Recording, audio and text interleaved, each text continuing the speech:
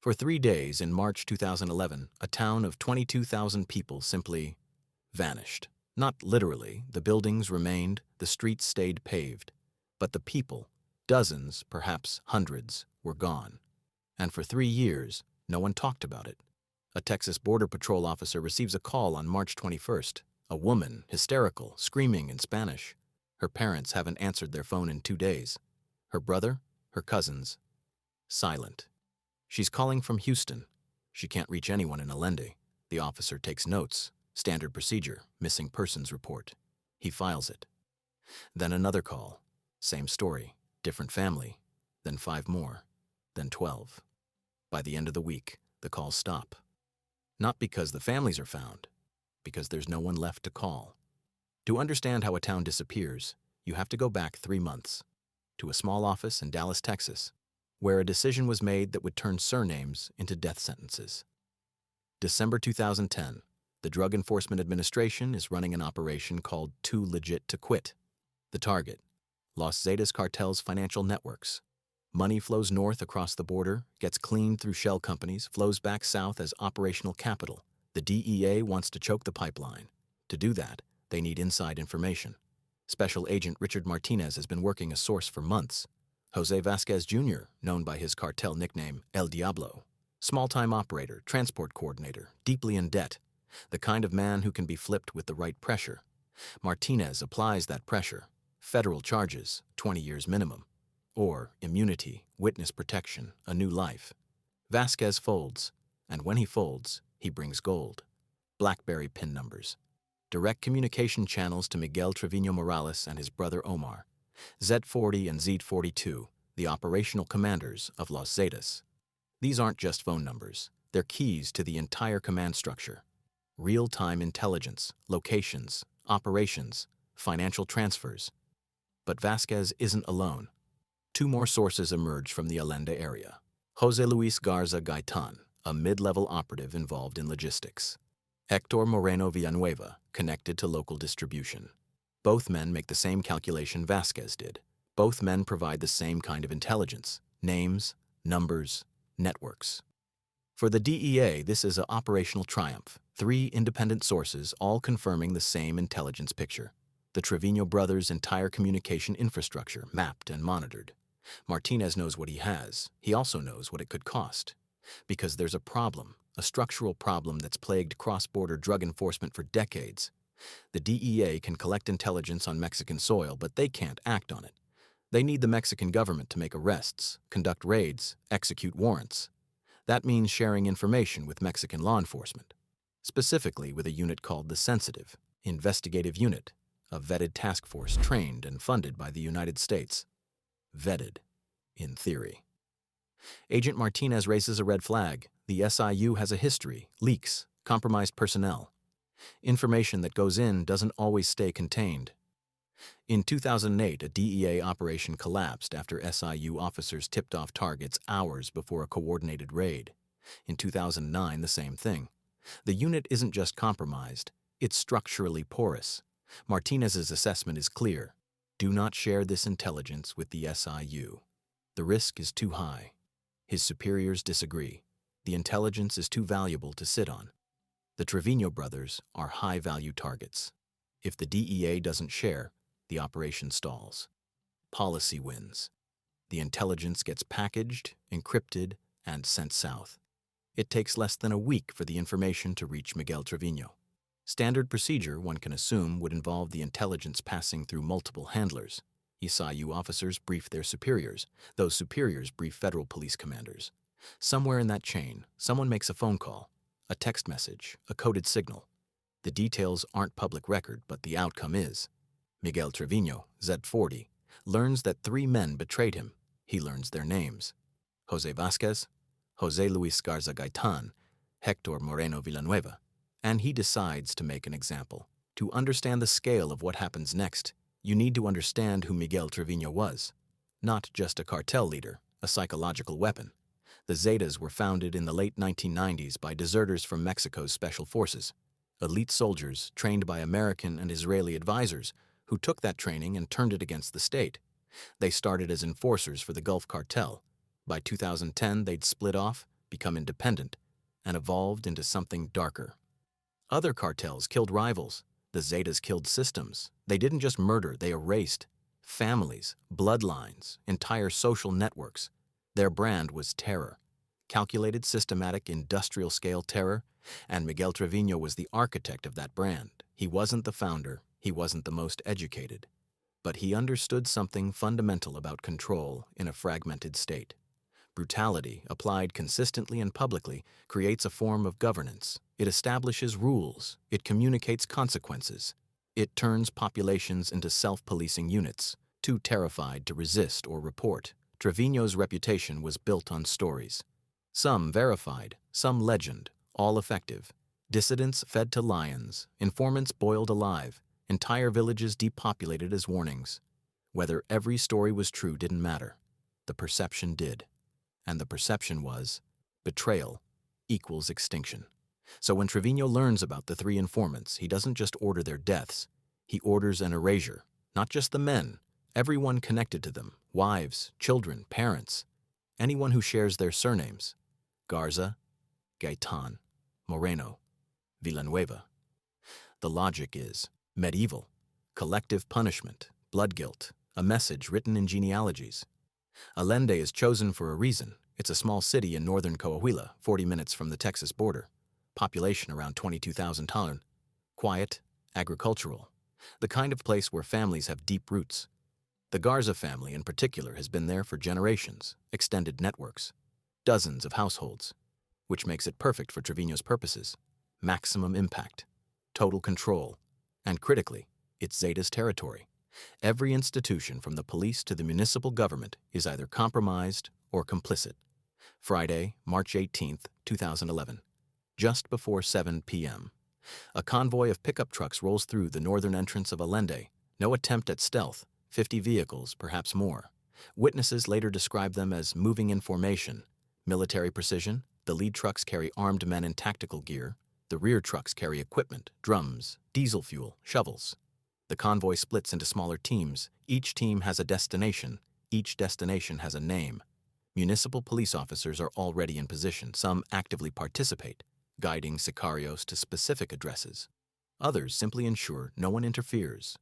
The mayor of Allende, Sergio Lozano Rodriguez, was reportedly warned hours earlier that something was coming. He does nothing. No emergency alert, no evacuation order, no call to state or federal authorities. The methodology is surgical. Teams arrive at a house. They knock. If the door doesn't open immediately, they break it down. Families are dragged out. Men, women, children. No one is spared if they have the wrong surname. The victims are loaded into trucks. Some houses are ransacked. Others are marked for demolition. By 10:00 p.m., the operation is in full swing. By midnight, dozens are gone.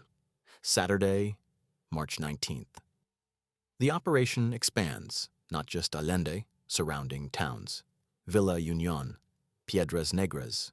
The teams move systematically, working through lists, handwritten rosters with names and addresses. Intelligence analysts suggest these lists were compiled over days, possibly weeks. Every known relative, every business associate, every family connection, no matter how distant. The logistics are staggering. To kidnap and kill this many people in this short a time frame requires coordination. Fuel for vehicles, food and water for the sicarios, communication systems to coordinate teams across multiple municipalities, and most critically, disposal sites.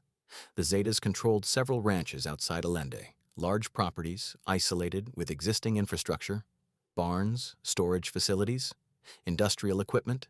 These ranches are converted into cremation sites.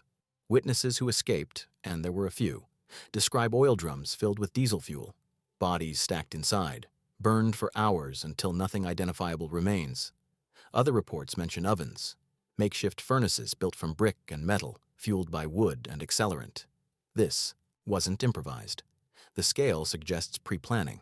The cartel likely used front companies, construction firms, agricultural suppliers to source materials without raising suspicion.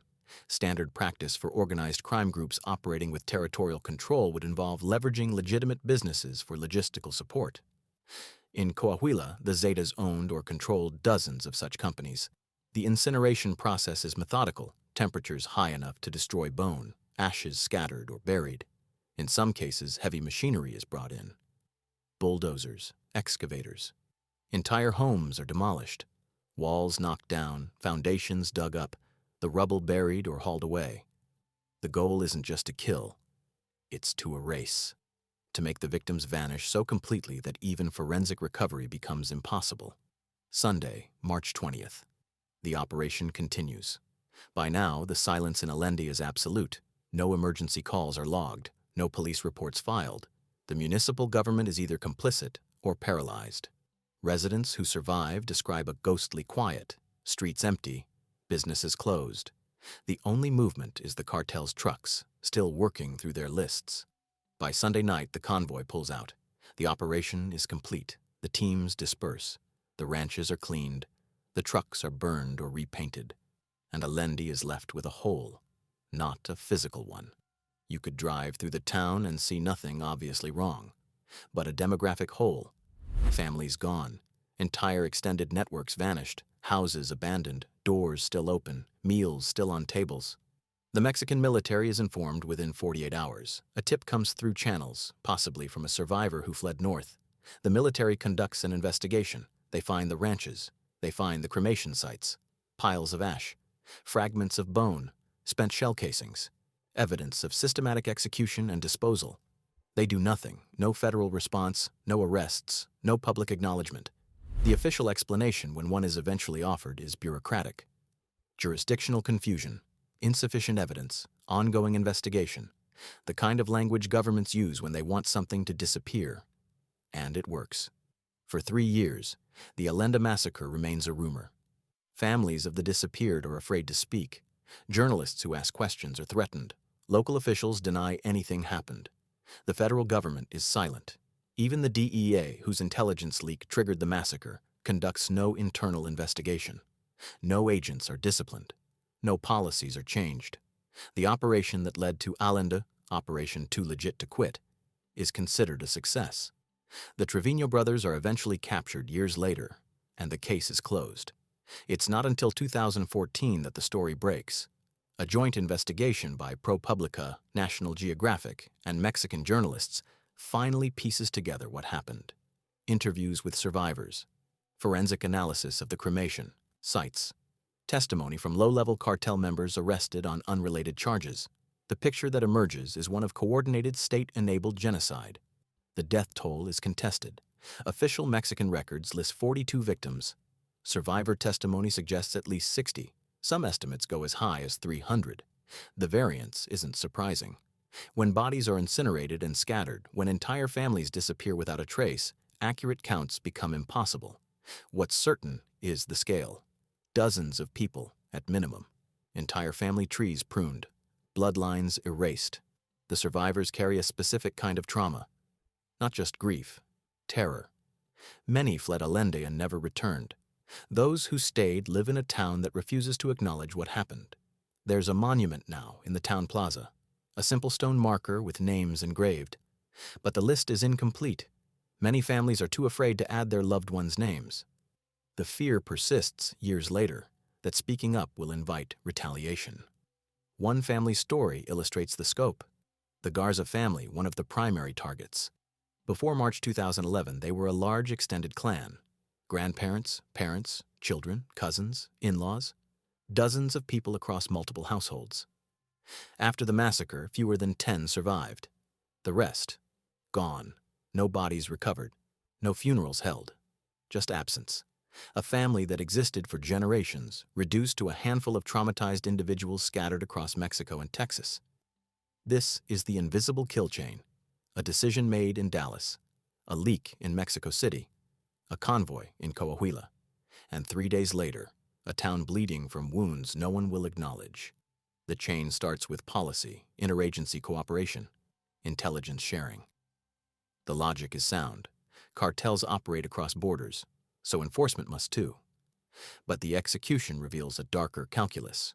When the DEA shared that intelligence with the SIU, they knew the risks. Agent Martinez documented them. The SIU's history of leaks wasn't secret. It was institutional knowledge. But the decision was made anyway. because the potential gain, arresting the Trevino brothers, outweighed the potential cost. And the cost, if it materialized, wouldn't be American lives. It would be Mexican lives, in a Mexican town, on Mexican soil. This is how acceptable losses are calculated, not explicitly. No one writes a memo saying Mexican civilians are expendable, but the decision matrix reveals the truth. Risk to American agents, unacceptable. Risk to intelligence sources, regrettable but necessary.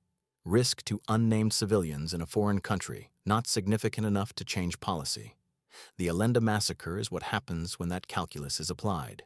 When intelligence operations treat foreign populations as abstraction rather than reality. When leaks are acknowledged as probable but not disqualifying.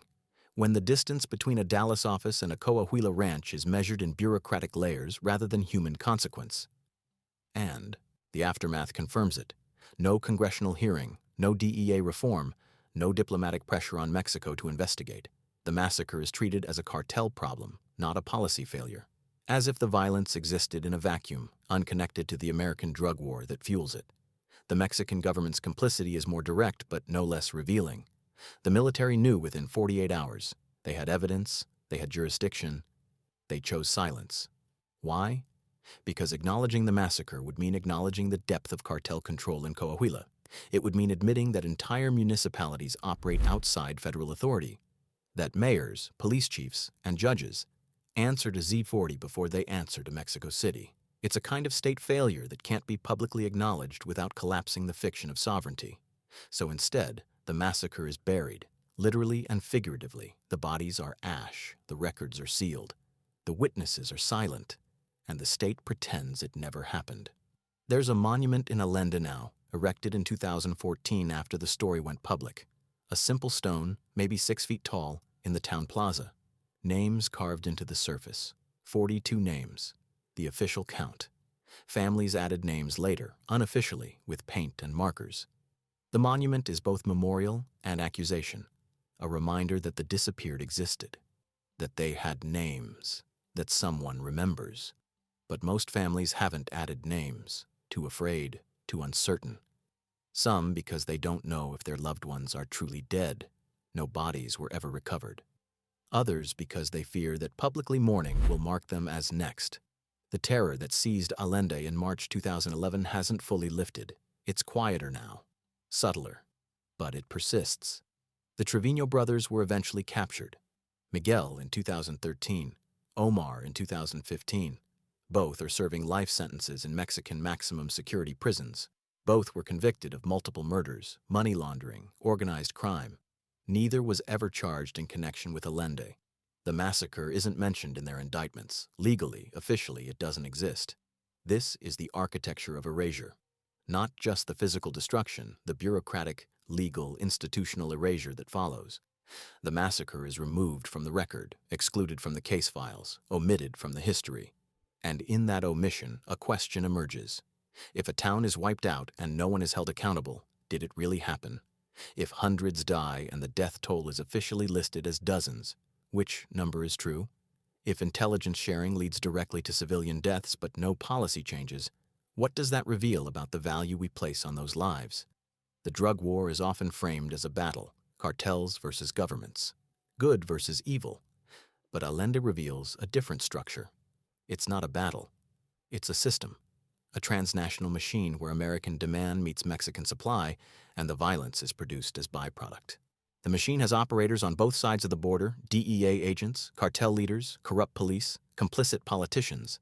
And the machine requires fuel, money, drugs, guns, intelligence. Allende was the cost of keeping that machine running.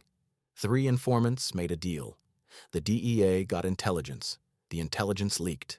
The cartel retaliated. And a town paid the price. Cause and effect, stretched across borders, diluted through institutional distance until no single actor feels responsible. But someone is responsible. The agent who overrode the warning about SIU leaks. Responsible. The SIU officer who passed information to the cartel. Responsible. The mayor who did nothing. Responsible. The military commanders who covered it up. Responsible. The Zetas who pulled triggers and lit fires. Responsible. Responsibility doesn't dilute, it accumulates. And yet, No one answered for it. The machine kept running. Operations continued. Intelligence was shared. Leaks occurred. People died. And 3 years later, when journalists finally told the story, the response was muted. A few headlines, some outrage, then silence again. Because Alendi wasn't an anomaly. It was the system working exactly as designed. There are other Alendis. Towns where violence spiked and no one investigated. Mass graves found and quickly forgotten. Disappearances that never make the news. The drug war produces these events with regularity. Most don't get a ProPublica investigation. Most don't get a monument. Most just vanish into the same silence that swallowed Allende for 3 years. What does it mean that we accept this? That a town can be erased and the primary response is bureaucratic continuity? That intelligence operations continue unchanged even after they trigger massacres? That the value we place on stopping drug flow exceeds the value we place on the lives caught in the machinery? These aren't rhetorical questions. They have answers. The answers are embedded in policy, in budget allocations, in the decisions made every day about what risks are acceptable and whose lives are expendable. Allende forces us to look at those answers, to see the human cost of abstraction, to measure the distance between a phone number and a funeral pyre. 3 days, 50 trucks, hundreds of lives, and 3 years of silence. That's the math of Allende. That's the price of a leak. That's what happens when intelligence is treated as more valuable than the people it endangers. The monument in the plaza has 42 names, but the real number is higher. How much higher? We'll never know. Because some disappeared so completely, even their names were erased. And in their absence, a question remains. Not about what happened. We know what happened. But about what we're willing to tolerate. What we're willing to ignore. What we're willing to call acceptable loss. Share your thoughts below.